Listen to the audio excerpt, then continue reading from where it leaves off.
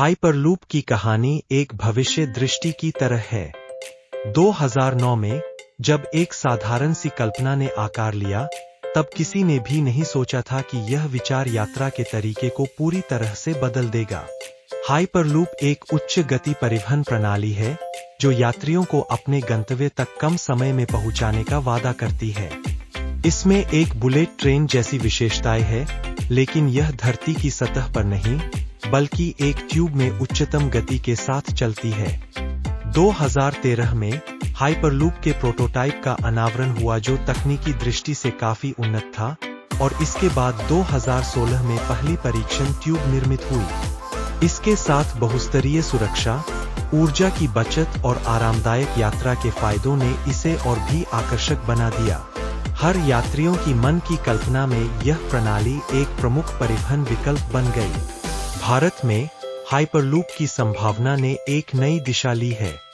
Virgin hyperloop और hyperloop transportation technologies ने भारतीय सरकार के साथ समझौता किया, जिससे मुंबई पुणे, दिल्ली चंडीगढ़ और चेन्नई बेंगलोर जैसे प्रमुख मार्गों पर प्रोजेक्ट शुरू करने की योजना बनी।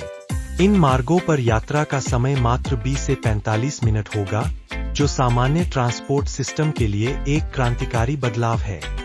इस प्रणाली का निर्माण 2026 से शुरू होने की पूरी संभावना है, जबकि परीक्षण और सुरक्षा जांच के बाद वाणिज्यिक संचालन 2028 से 2032 के बीच शुरू होने की उम्मीद है।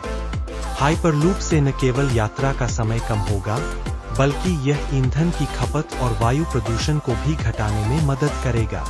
हालांकि हाइपरलूप के टिकट की कीमतें भी चर्चा का विषय है। विभिन्न कक्षाओं में टिकट की कीमतें यात्रियों के लिए सामर्थ्य के आधार पर अद्वितीय विकल्प प्रदान करेंगी।